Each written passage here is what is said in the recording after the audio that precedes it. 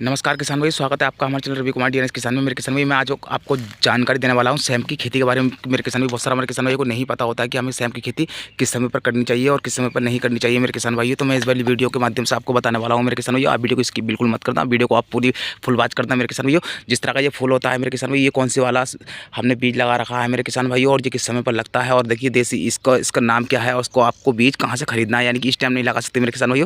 आपको इसका अगले साल में को बाय यानी कि इसका बीज जो है मेरे किसान भाई, मैं उसका डिस्क्रिप्शन में लिंक डाल दूंगा और इसका बीज आप वहाँ से खरीद सकते हैं, यानी कि बाय कर सकते हैं मेरे किसान भाई। और डायरेक्टली आप मुझसे कॉन्टैक्ट भी कर सकते हैं मेरे किसान भाई। तो जैसे कि ये आपको मैं दिखा दूँ मेरे किसान भाइयों, जैसे कि आपको स्क्रीन पर दिखाई दे रहा होगा, वीडियो में दिखाई दे रहा होगा मेरे किसान भाई। देखिए आपको पहले तो हम ये दिखा दें दूर तक कैमरा ऑन करके मेरे किसान भाइयों, देख लीजिए आप जहाँ तक भी मेरी निगाह जा रही है मेरे किसान भाई। देखिए इसमें हर तरफ से फूल बनना स्टार्टिंग हो गया है मेरे किसान भाई। इस टाइम 9 डेट में ये यानी कि 9 अक्टूबर में वीडियो शूट हो रही है मेरे किसान भाइयों और ये फूल बनना हमारा शुरू हो गया है मेरे किसान भाई। यानी कि इसमें फूल नहीं बन रहा है मेरे किसान भाई, जितना भी फूल आपको दिखाई दे रहा है मेरे किसान भाइयों। जैसे कि यह आपको बता दूं मेरे किसान भाई, जैसे कि ये फूल है मेरे किसान भाई, देखिए ये हर जगह इसका बीज नहीं मिलता है मेरे किसान भाइयों और हर किसी किसान को पता भी नहीं होता है इसको कौन सी सैम बोला जाता है मेरे किसान भाई। देखिए पहले हम आपको इसके बारे में बताएंगे मेरे किसान भाई। पहले हम आपको ये बताते हैं इसके बारे में जानकारी हम दे दें।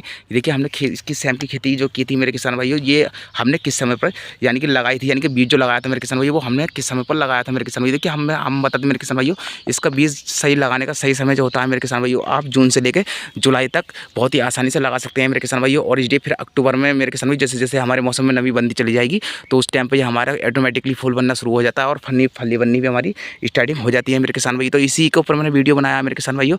तो जैसे कि मैं बता दूं मेरे किसान भाइयों आपको, हम ये पहले आगे चलते हैं लेके और देखिए इस प्रकार से स्क्रीन पर आपको दिखाई भी दे रहा होगा। मैं अंदर की तरफ से नहीं गया हूँ मेरे किसान भाइयों, मगर मैं बाहर से ही वीडियो शूट कर रहा हूँ।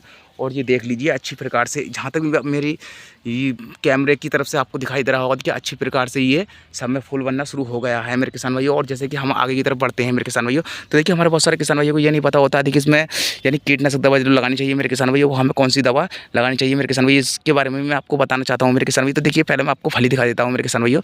जैसे कि ये इसको जो बोलते हैं मेरे किसान भाई, इसको बाल वाली सैम बोला जाता है मेरे किसान भाई। तो देखिए हमारे बहुत सारे किसान भाई को नहीं पता होता कि देसी वाली सैम जो आती है मेरे किसान भाई वो कहाँ पर आती है। जैसे कि आपको ये कल्ले दिखाई दे रहे हैं, ये कल्ले आपको दिखाई दे रहे होंगे, एक ये आपको दिखाई दे रहा होगा।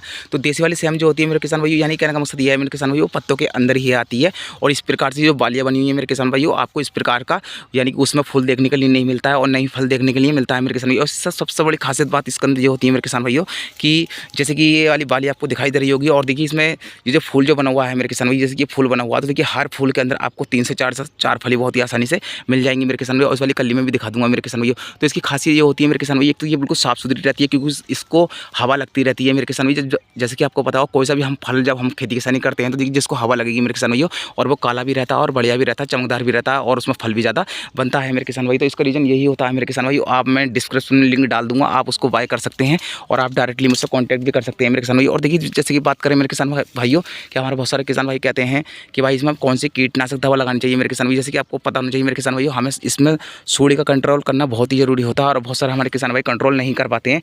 वो तरह तरह की दवा यूज करते हैं और फिर बाद में उसमें सूढ़ी लग जाती है मेरे किसान भाई, तो फिर परेशान ज़्यादा हो जाती है और सैम हमारी कानी होती है मेरे किसान भाई। तो आपको ऐसा नहीं करना चाहिए मेरे किसान भाइयों।